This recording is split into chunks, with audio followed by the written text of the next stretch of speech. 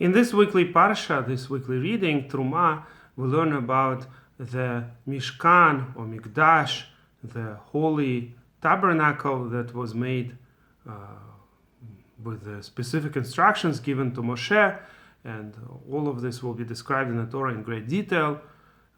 It would seem that these types of laws have little relevance to us today, but there are a lot of interesting explanations, including Kabbalistic explanations, both the tabernacle that was in the desert and later the temple that Shlomo, the King Solomon, built, and the second temple. They were all very similar to each other. Of course, the temple that Shlomo built was larger than the tabernacle that was moved from place to place. But both Mishkan and Mikdash, the truth is that the Torah uses these terms almost interchangeably. The Talmud tells us that sometimes Mikdash is called Mishkan, sometimes Mishkan is called Mikdash. The connotation apparently is Mikdash is from the word Kadosh, holy, and Mishkan from the word Shechina, that Hashem is resting His presence, as one might use human language to say that the presence of Hashem is there. In a certain sense, it's the closest that people will have, the closest connection to Hashem. So it was a kind of small world. There is another term, by the way, in the beginning of the next parsha. It's called Ohel Moed. There are different explanations of the word Moed here. A place of meeting where Moshe would receive additional prophecies after he would come down from Har Sinai, from Mount Sinai, and after this miniature temple was built, Moshe would enter and get more prophecies and more information from being inside and getting the inspiration as he was facing the ark, the Aron.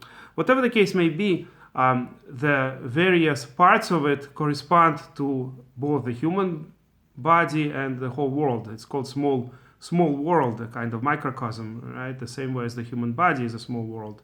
So, for example, the most holy place is considered to correspond to the head. That's what the Vilna Gaon writes in his Kabbalistic commentary in the Zohar.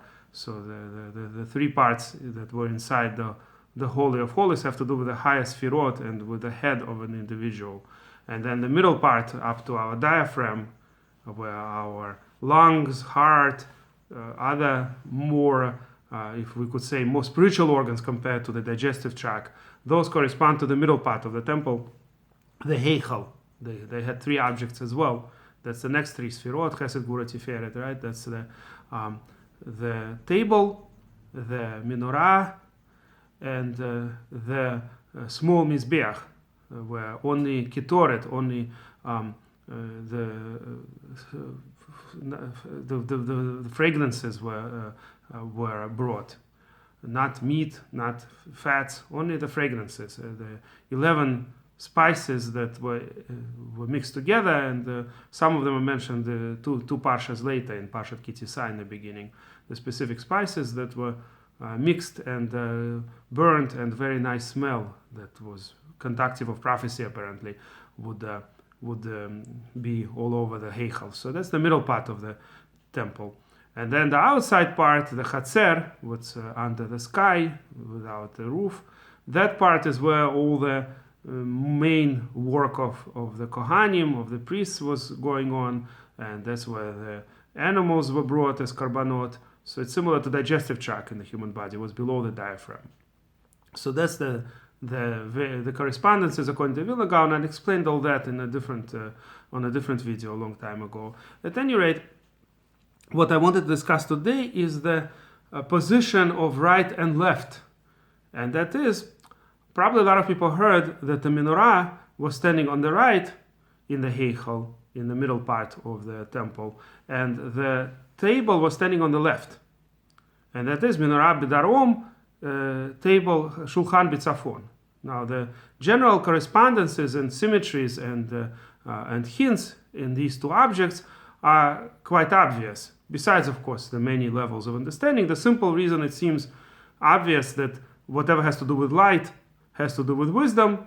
And in fact, olive oil, in fact, is associated with wisdom in various places and actually helps the brain activity even just drinking olive oil. So the menorah, the light of menorah has to do with wisdom. And the bread, of course, on the table represents the parnasah, the sustenance, the possibility of having bread on the table. So that's the simple two hints, right? One is the light, and the other one is the table with food, with bread. So the menorah had 7 branches, of course, and in general, wisdom is usually divided into 7. By the way, the Greeks also did it independently. This idea that there are 7 wisdoms, but 7 a lot of times associates with wisdom, and 12, of course, the 12 breads. In fact, 7s and 12s there's a lot of various laws that divide things into 7 and 12. For example, 7 blessings on Shabbat and 12 middle blessings in the Shmoneh Esrei. There are a lot of 7s and 12s. In the physical world, of course, there are 12 months and 7 days of the week. So time is divided into 7 and 12. So there are a lot of these symmetries about 7 and 12. But what the Talmud tells us in the Masechet Bava Batra, in Tractate Bava Batra, is that a person who wants to get more wisdom should concentrate on Darom, we'll turn a little bit during the prayers to the side of south, where the menorah was, of course, which represents wisdom. And whoever wants to concentrate on getting rich should concentrate on the left side, and that's, of course, the tzafon, the north, where the table stood. In fact, the Talmud doesn't tell us right and left, but in various places in Kabbalah, the right is associated with Darom, with south, and the left is associated with tzafon, with north. So the truth of the matter is that the temple, the way it actually stood, is that when you faced the most holy place, which was in the west of the temple, not the east. So if you'd be entering the temple, the most holy place, the Holy of Holies, Kodesh Kodashim, was in the west. So usually when these pictures are drawn, of course they're drawn on the top towards the holiest place. It's logical. When you draw a map, you would put the holiest place on the top. So you're facing west on the maps of the temple. And in that case, you actually get exactly the opposite. The menorah would then be on the left, and it would be the Shulchan, the table would be on the right. Look at any map in a Chumash with, for instance, Rabbi Kaplan's Living Torah. You'd see that it's exactly the opposite. The reason being, as I said, because just for convenience sake, we put on the pictures the Kodesh Kodashim, the most holy place, on the top of the map. It's just a convention. I mean, you could do it differently. For instance, most maps today, they put north as the top, right? When you see the maps of the world or the maps of various countries, usually it's the north that's put on the top, but it doesn't have to be on the top. In fact, in the Torah, usually, if you draw a map, you would assume that the top is the east.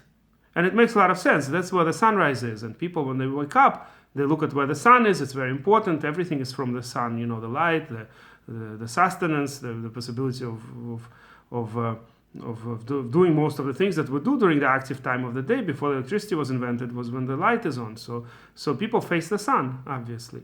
So it's the east that's the direction of the map. For example, when the Torah says that Avram pursued the 4 kings to the left of Damascus, to the left of Damascus, that means on the north of Damascus. That's how a lot of the Bibles translate these words. Left means north. When you're facing the east, even your map is basically facing east, top is in front of you is east. And in fact, the Torah calls it usually Kedem, beginning, right? There is a Ramban in our weekly Parsha that discusses all this, that east is also called Kedem, beginning, where the sun rises. It's the direction of Kedem, which is in front of you. And then the Achor, the back direction, is the west. And the left is the Tzafon. Tzafon actually comes from Tzafun, where the sun, when you're in the northern hemisphere, the sun never shines, basically. So the sun is never on your left. So it's the direction of Tzafun, hidden, literally. So Tzafon is sometimes called left. North is called left. And Yamin is called Darom, and that's right. According to Rambam, the word Darom, the south, comes from the word Dar Ram, that the sun is the highest towards the south in the northern hemisphere. So therefore, all of these directions have to do with practical matters. There's more than one word for each direction. So the beginning, when you're facing, is the east. On the right is the south. On the left is the north, the hidden. And then in the back, Achor is Marev. Marev, by the way, also comes from what Erev, where basically all the everything is mixed in the world. Once the sun goes down, you can't really see things. it's all shadow, it's all kind of blurry, and then in the end you can't see anything when it's completely dark. So that's why it's called Marif, the direction of the west.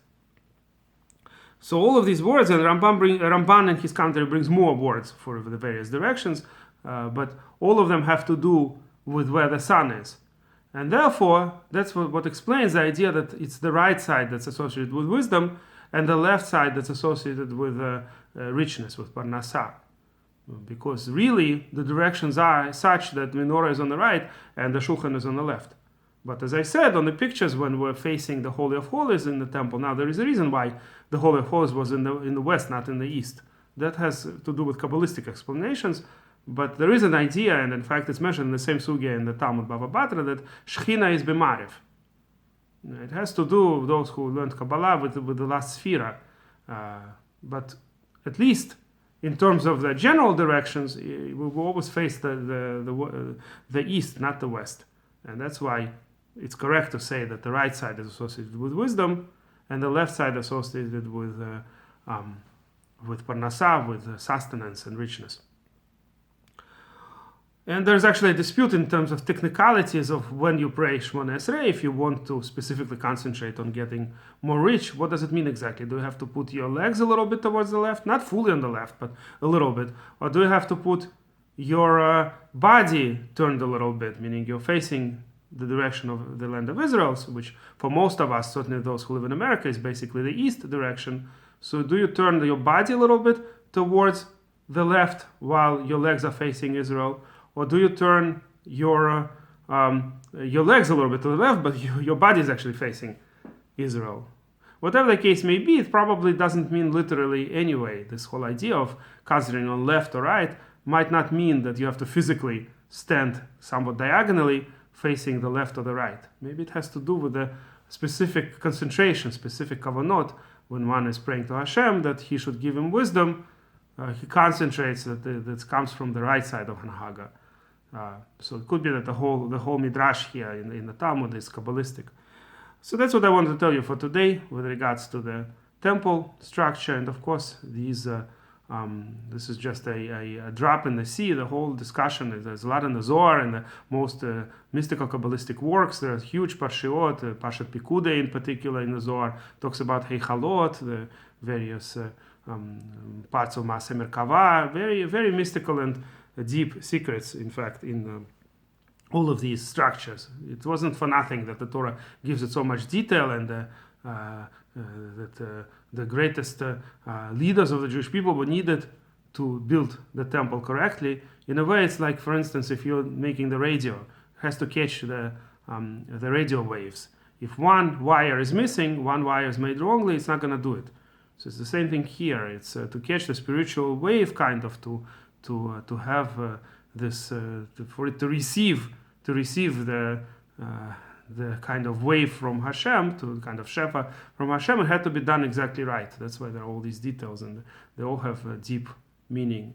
But of course, for most of us today, it's not easy to understand why we would be reading these details. And of course, for most of us, we don't usually have a lot of understanding in this parshiot. Not only this weekly reading, the next weekly reading, which will talk about the priestly clothing, and then there will be 2 more parshiot after Kitisa, which has a lot of different subjects. But the last 2 parshiot, which we'll read together this year, like and Pikude, they also mostly talk about the building of the temple. And I'm not going to do a lot of lessons on this because they're mostly, like I said, the main ideas have to do with mysticism, which goes beyond the scope of my lessons. And if you like this video, please press like and please subscribe to our channel.